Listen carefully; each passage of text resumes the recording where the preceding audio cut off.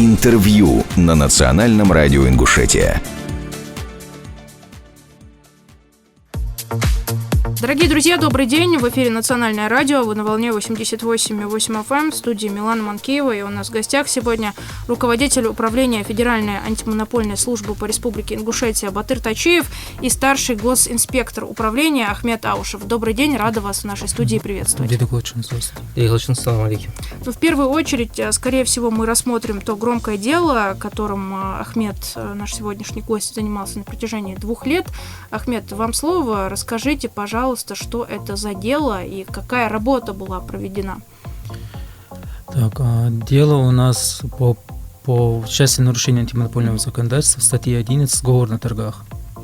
Нами было установлено, что 6 хозяйствующих субъектов нарушают антимонопольное законодательство, при этом 5 из них находятся в сговоре между собой, а 6 хозяйствующий субъект координирует их экономическую деятельность.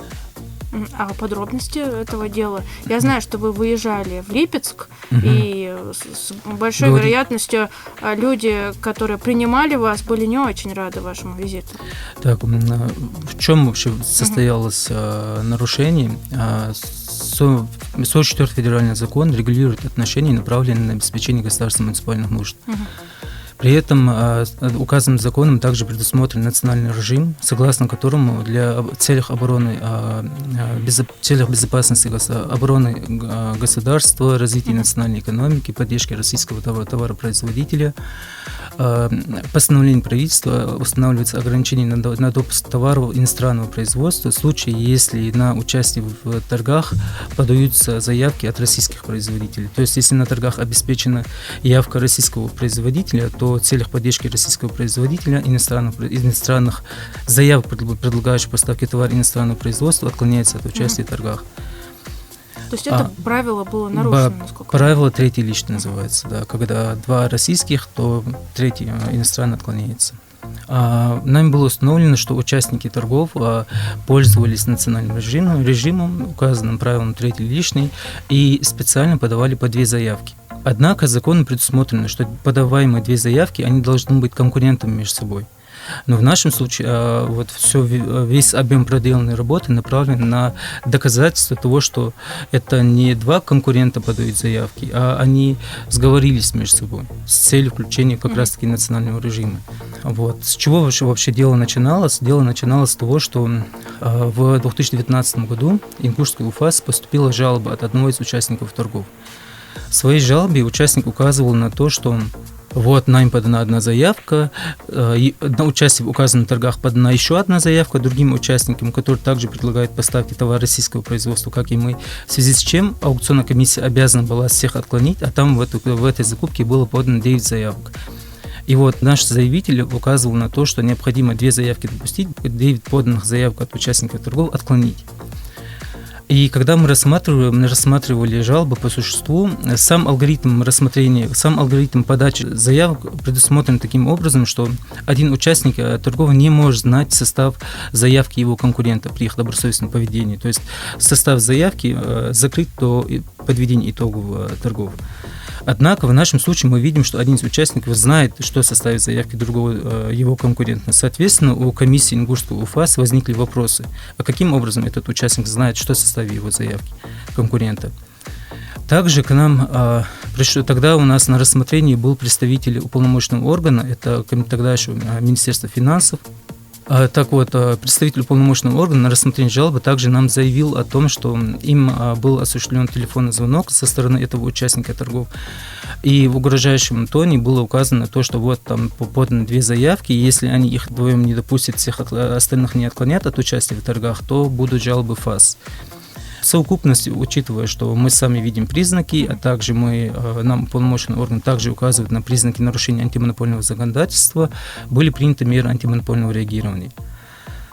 В чем заключалось наше реагирование? Мы направляли соответствующие запросы в налоговый, в Росфинмониторинг, в операторам электронных площадок, и вот полученные и прочие контрольно-надзорные провайдерам были направлены запросы. И нами было на стадии предварительного анализа, нами были установлены еще иные совпадения, в том числе было установлено, что заявки этими двумя участниками подаются с одного IP-адреса. Также было установлено, что заявки создавались на одном компьютере, свойства файлов этих заявок. Учитывая изложенного, нами была проведена совместно с центральным аппаратом ФАС России была проведена по признакам нарушения антимонопольного законодательства выездная проверка в городе Илец по месту нахождения крупного завода по производству медицинских изделий МПК «Илец». Вообще, в целом, материалы дела указывали на то, что участники картеля выстраивают свою деятельность вокруг завода, крупного завода, и реализуют товар производства этого завода. И в ходе проведения контрольных мероприятий уже по месту нахождения завода по производству медицинских изделий в городе Илец нами были установлены, выявлены многочисленные доказательства, подтверждающие наличие картеля в действиях участников торгов. В том числе в помещении тендерного отдела МПК «Илец» были обнаружены электронные подписи участников торгов. Учитывая, что участники торгов, 4 участника торгов они зарегистрированы в разных регионах Российской Федерации, сам факт обнаружения их электронных подписей в руках одного хозяйствующего субъекта наглядно свидетельствовал об организации картеля. Также в помещении тендерного отдела МПК «Илец» на их рабочих компьютерах была обнаружена переписка между участниками картеля, в которых четко наглядно указывалось, в каких торгах они будут подавать по 2 заявки, в каких торгах будут по 1 заявке, а в каких торгах не будут подавать заявки с формулировкой о том, что данная заявка принадлежит нашему какому-то партнеру. В целом мы видели, что деятельность картеля она осуществляется по всей территории Российской Федерации, она очень обширная, и они участвовали в государственных тендерах, как будто это их собственность. Там были такие фразы, как этот тендер отдаем такому-то партнеру, этот тендер отдаем такому-то участникам торгов. Однако при добросовестном поведении участников торгов такие признаки не могут быть выявлены. Также в помещении тендерного отдела МПК «Илец» нами была обнаружена памятка участнику сговора. В указанной памятке четко прослеживалась сама схема картеля. Каким образом выстроена схема, какая цель у участников картеля. Там, допустим, была прописана такая фраза: цель и задача – формирование системной работы и недопущение ситуации взаимной борьбы с партнером. Это прямо вот в самом этом памятнике прописано. У нас дело по 2 имеет состав нарушений части 5 статьи 11, это координация экономической деятельности участников торгов. И пункт 2 части 1 статьи 11, это организация сговора на торгах. Так вот, в данной одной формулировке мы видим в том, что вот и сочетание вот нарушений и того нарушения. Вот первая часть формирования системной работы, это означает координация экономической деятельности в целом по России. И недопущение ситуации взаимной борьбы с партнерами, это как раз-таки и есть сговор, отсутствие конкуренции на торгах. Честно говоря, меня больше всего смущает, что когда речь идет о такой сумме, как 9 миллиардов рублей, люди позволяют себе такие глупые ошибки, как переписки, оставляют улики. Неужели у них не было ни одной мысли о том, что их предприятия могут прикрыть? Вы знаете, во-первых, у нас сама проверка в рамках 135 закона по признакам нарушения, а именно по признакам картеля, проходит внезапно. То есть мы заранее никого не уведомляем, и внезапно. Как у нас проходила проверка? Мы ночью приехали в Илец, осмотрелись, куда мы пойдем с проверки, и на следующее утро, рано утром, мы туда взаимодействовали с правоохранительными органами, мы туда зашли с проверкой. То есть они никак не ожидали, они годами работали, не ожидали, что именно сегодня к ним явится проверка. Во-вторых, у них, ввиду того, что у них картель маленький, то в таком случае все это возможно предусмотреть. Но у нас сеть картеля, она была распространена по всей России. Там около 7 тысяч закупок, 9 миллиардов рублей. Учитывая большой объем торгов, невозможно учесть все детали. То есть, если действительно сам факт обнаружения 4 электронных подписей в помещении тендерного отдела, это закономерность, это не случайность, потому что если бы электронные подписи находились в разных регионах, то и организация картеля была более сложной. Такого рода нарушения, они скорее связаны с большим объемом. Допустим, бывает такого рода нарушения, когда, в частности, на торгах, когда, допустим, один крупный объект строительства, и сговор в одном объекте. В таком случае участники могут, им легче учесть те обстоятельства, как подача заявок с одного IP-адреса и прочее, потому что это только одно действие. А в нашем случае это 7000 закупок, это огромный объем работы. И в связи с этим и допускаются такие нарушения. Вот вы ранее сказали, что инициировано это расследование было по причине поступления жалобы в Ингушское УФАС, и было совершенно очевидно, что это картельный сговор. Но вам потребовалось для сбора материалов, доказывающих, что это действительно так, 2 года. Неужели вот такой огромный объем работы пришлось проделать? Действительно, у нас дело рассматривалось, расследование длилось почти 2 года. И в ходе проведения контрольных мероприятий было проанализировано около 160 тысяч файлов. Это огромный объем работы. Также были проанализированы 7 тысяч закупок. Это и анализ закупок, анализ рынка. То есть анализ рынка у нас был составлен на 3500 листах. Это А4 формат. Столько листов напечатать – это огромный объем работы. Заключение по обстоятельствам дела – более 1000 листов. Решение по делу – более 1000 листов. Даже если мы знаем конечную цель, даже если у нас все готово и все знания у нас есть, сама организация этого дела занимает огромное, значительное время. Но более того, мы еще на стадии проведения проверки, мы не видели итоговый результат. Мы видели, есть признаки, мы видели, что есть признаки картеля, но мы пока решение не принимали, мы не были готовы, мы еще не знали, что мы там увидим. Вот. И в целом, как было сказано, 2 года, да, длилась у нас сама проверка. Ну, огромный объем работы, конечно, был проведен, но, Батыр, вот мы с вами неоднократно уже говорили, что картели серьезно так ограничивают конкуренцию, являются, можно сказать, абсолютным злом, но, возможно, нашим радиослушателям непонятно, по какой причине. Понятное дело, какую выгоду извлекают из него те люди, в этом сговоре участвуют, а как сказывается это на обычных людях? Да, Мила, спасибо за этот вопрос. Абсолютно правильно поставлен. Наши слушатели могут сказать, что конкуренция, если ограничивается, мы все равно там не участвуем. Вот кто там участвует, пусть он о нем не беспокоится. Поэтому нам не очень интересно, кто там с кем конкурирует и что там у кого ограничивается. Но для каждого жителя это, в принципе, тоже вопрос является достаточно значимым. Потому что эти все закупки осуществлялись государственными муниципальными медицинскими учреждениями. И если, допустим, бюджет для медицинского учреждения определен, фонд всего доводит до него, и эти лекарства покупаются, в данном случае это вот шприцы, системы для капельницы и так далее, вот, и там экономия могла быть, вот, допустим, если там классический пример привести, если цена контракта, допустим, возьмем для удобства там 100 миллионов рублей, и отторговываются там на 40-50%, то это экономия для этого учреждения 40-50 миллионов рублей уже с одной закупки. Эти деньги, они могут уйти дальше на ремонт медучреждения, на зарплаты сотрудников, на, не знаю, дополнительные лекарства, препараты, которые там покупаются для людей, которым необходимо там дорогостоящие лекарства, ну и так далее, так далее. То есть все эти деньги уходят должны уйти для того, чтобы сделать жизнь обычного обывателя, который приходит, обращается в данное ЛПУ, лучше, более качественную медицинскую помощь им оказать и так далее. Но когда происходит сговор на торгах и цена опускается только на 1-2%, соответственно, экономии практически никакой нет. И ничего подобного при экономии, что могло бы быть, лечебно-профилактическое учреждение уже себе позволить не может. То есть все эти деньги, они уходят в карман недобросовестных участников торгов.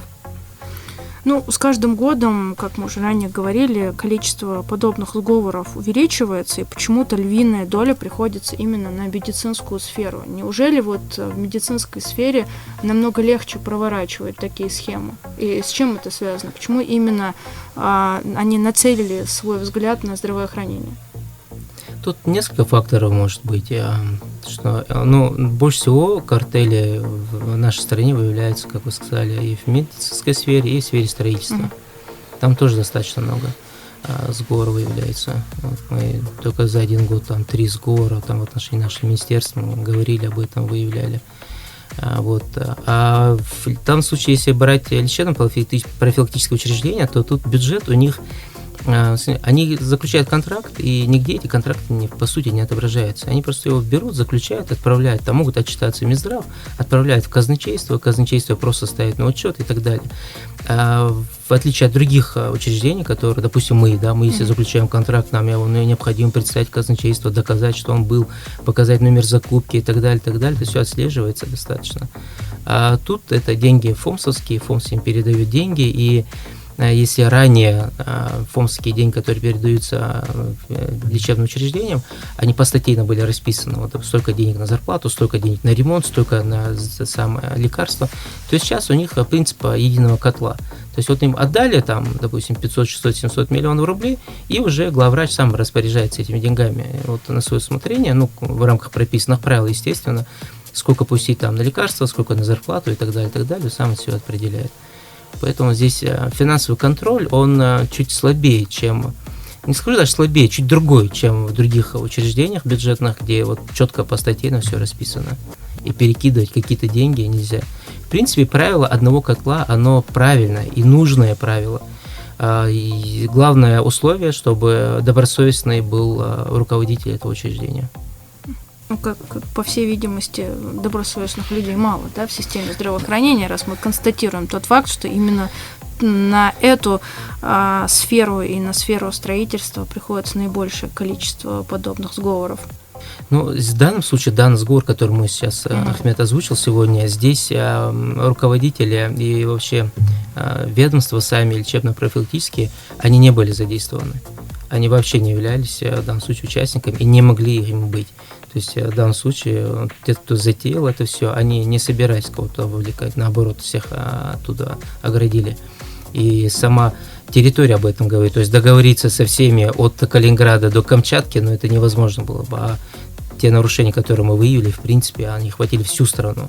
Может быть, там 2-3 субъекта и там не вошли туда, но все остальные, в принципе, вошли. Все, кто покупает вот эти вот оборудование, медицинские изделия, извините, они, в принципе, все стали участниками этого дела. Можно ли как-то этот сговор предотвратить? Потому что, как ранее Ахмед говорил, они уже много лет прекрасно себя чувствовали, все эти схемы проворачивали достаточно успешно, и как гром среди ясного неба, проверка, и все закрутилось, завертелось 2 года назад.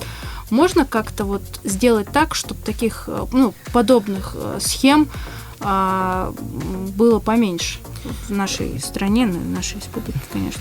У нас определенные мысли по этому вопросу есть, конечно, но если данный сговор взять, то правило 3 лишнее было введено для того, чтобы поддержать отечественного производителя. И никто это не предполагал, когда все это делалось для того, чтобы поддержать, оказать помощь российскому производителю, что эти условия, наоборот, будут использованы во вред. То есть оно само по себе законодательством применяется не для того, чтобы нанести ущерб бюджету, а наоборот, для того, чтобы оказать поддержку хозсубъекту и сделать вообще экономику страны лучше. Но в данном случае возможно, говорить о том, что правило 2 лишнее ввести, тогда уж точно не будет здесь сговора. Давайте поговорим на еще одну тему, крайне волнующую жителей нашей республики. Это цены на стройматериалы, потому что у нас вечные ремонты и стройки, бесконечный процесс. Наверное, это хорошо. ФАС совместно с Федеральной налоговой службой проверяют цены на рынках стройматериалов. Как обстоят дела в нашем регионе? Потому что такое ощущение, что цены на стройматериалы улетели в космос. Они достаточно сильно возросли в последнее время. Что делать, как быть, если положительный прогноз? Наш рынок Российской Федерации, он непосредственно связан с мировым рынком. И если на внешних рынках происходит повышение того или иного товара, то оно обязательно потянет повышение цен и внутри рынка, внутри нашей страны. Допустим, та же сталь в Норвегии в 2 раза повысилась в этом году в цене. Поэтому это все неизбежно, если там повышается.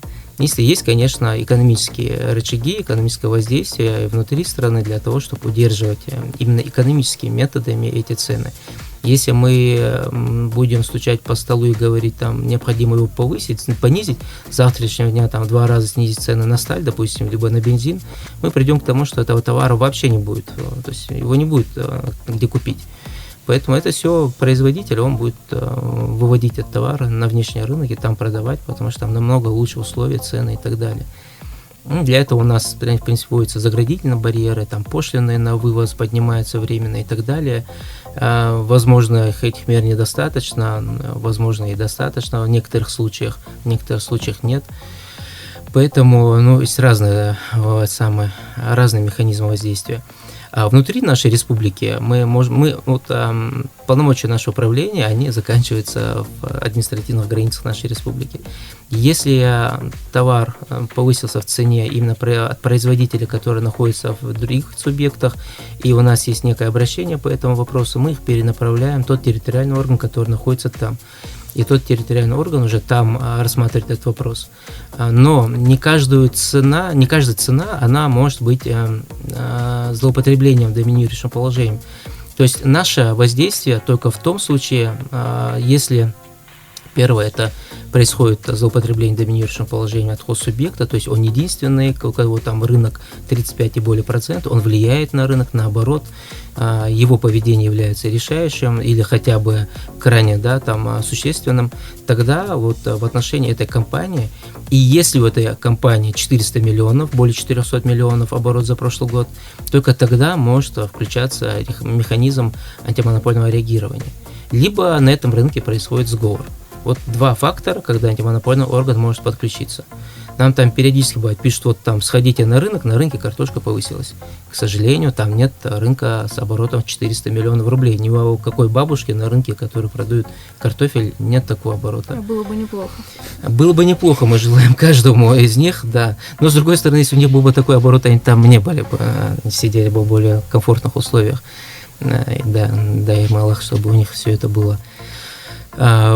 И если, допустим, в одном месте на рынке или в магазине цена повысилась, у нас есть выбор пойти в другой магазин, другую точку. Нам говорят, это неудобно здесь купить хлеб, в другом месте купить макароны.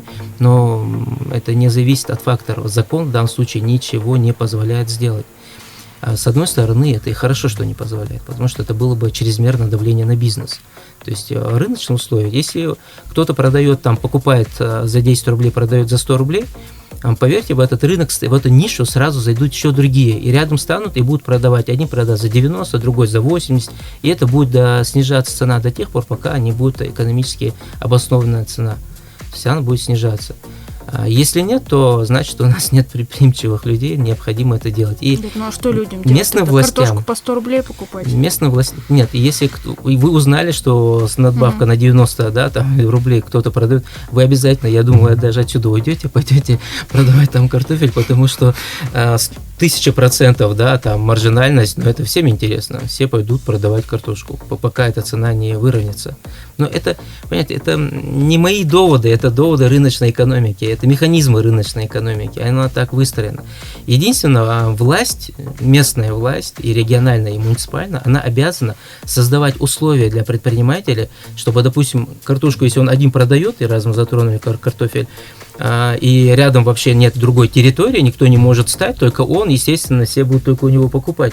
Задача власти сделать так, чтобы рядом еще были площадки, чтобы могли еще другие туда зайти. То же касается любого товара. Создавать условия для бизнеса, для того, чтобы он мог заходить, процветать и работать. И сделать так, чтобы ни в коем случае не было у нас какого-то хозяйственного субъекта, который является единственным продавцом на рынке. Если он является, власть должна задуматься над этим, а как сделать так, чтобы разбавить его рыночную власть. Абсолютную власть нельзя никому отдавать. В том-то и есть негативные, допустим, факторы реализации своей деятельности субъектами естественной монополии. Если вы сегодня могли бы подключиться к другим электросетям, у которых хорошее напряжение, которые стабильные и так далее, вы бы туда подключились бы. И нынешние электросети, они обязательно начали бы развивать свои сети, потому что все клиенты от них уходят, переходят к другой компании, которая оказывает намного лучшие условия.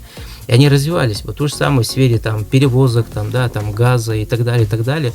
То есть всех тех, которые касаются субъекта естественной монополии, кроме оборонки, конечно. атомную энергию нельзя никому доверить, наверное, чтобы там атомный завод кто-то частник поставил.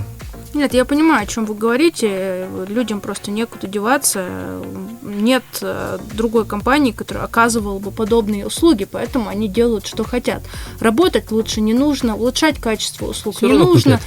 Никуда Все не равно денутся, купят, придут да. и купят, да. Больше некуда идти, разве Да. что ты уедешь куда-нибудь. А пока ты находишься здесь, ты находишься в их власти. И какую цену они установили, такую Да. ты платить и будешь. Это ужасно, И вот конечно. первостепенная задача власти, чтобы этого не было, не допускать этого. Да и вообще, мне кажется, любой бизнес в первую очередь на первом месте должен стоять человек. Если человеку нравится, он будет туда приходить. Но речь, конечно, сейчас идет о том, когда отсутствует конкуренция, он в любом случае будет приходить, поэтому никто не рыпается. Ну и вопрос, который мы каждый эфир затрагиваем, это, конечно же, национальные проекты. Хотелось бы полюбопытствовать, сколько нарушений в сфере национальных проектов было выявлено вами, какую работу в этом направлении вы проводите? Ну, мы, начиная с прошлого года, ежеквартально подводим итоги того, сколько проверок все-таки провели, сколько нарушений выявили. Если в самом начале мы выявили процент нарушения, да, от всех проведенных закупок был на уровне 82%, то вот последняя наша, да, последний итог, который мы подвели, показывает, что уже 51%. То есть мы видим тенденцию на снижение нарушения при реализации нацпроектов. Это вот в том числе, я думаю, что это акцентировано внимание, мы об этом и аналитику отправляем главе республики, и он это все видит, и происходит, мне кажется, вот воздействие на участников процесса. Но здесь необходимо еще отметить, что не все нарушения являются такими преднамеренными. Есть еще те нарушения, которые, в принципе, на закупку не влияют. Есть те нарушения, которые, ну, как мы знаем, это сфера госзакупок, там достаточно мало людей туда вообще вовлечены, и не каждому интересно пойти работать контрактным управляющим, потому что зарплата 15 тысяч, а штрафы по одной только закупке могут составить более 100 тысяч рублей, если он неправильно что-то сделал. Поэтому это сфера с высокой ответственностью. Есть сфера, когда постоянно требуются работники, поэтому если кому-то интересно работать, вот эта вот ниша является абсолютно незаполненной, и быть контрактным управляющим в нашей республике вообще не сложно. И не популярно, и не сложно, да, ну, ввиду таких высоких санкций. Поэтому это, возможно, какой-то специалист пришел, он все это не знал, не охватил. 44-й закон является одним из сложнейших в нашей стране. Там более 1000 нормативно-правовых актов, там десятки тысяч решений судов, административных органов и так далее, и так далее. По-моему, вы сейчас антирекламу этой вакансии делаете. Ну, с одной стороны, реклама, потому что я говорю, что там есть ниша, туда можно прийти работать, если кто-то нуждается в этом. Вот, с другой стороны, необходимо, конечно, подчеркнуть, что это является достаточно сложным, да, направлением деятельности, поэтому и ниша там. Вот я к тому, что я говорю, что эти нарушения могут быть допущены и новым сотрудникам, которые недавно приняты на работу, он все это не знал, не подозревал и так далее, и так далее. Но и есть, конечно, такие достаточно грубые, серьезные нарушения. Это когда отклоняются те участники, которые должны были быть допущены по некоторым надуманным основаниям. И либо наоборот допускаются те, кто не соответствует техзаданию, не соответствует всей документации в целом. Их необходимо было отклонить, но по тем или иным причинам их не отклонили, они стали участниками, в некоторых случаях даже победителями. Поэтому вот это вот недопустимо. И в данном случае, конечно, вот если поступает жалоба, происходит вмешательство наше. Ну, главное, чтобы люди приходили и жаловались. Главное, приходили, говорили об этом, да. Только благодаря жалобам, да, и реагированию граждан на происходящее можно как-то решить. Нам там говорят, у нас еще бывает так говорят в соцсетях, как будто вы не видите. В нашей республике ежегодно около 30 тысяч закупок происходит. И в каждой закупке может быть там 15-20 нарушений.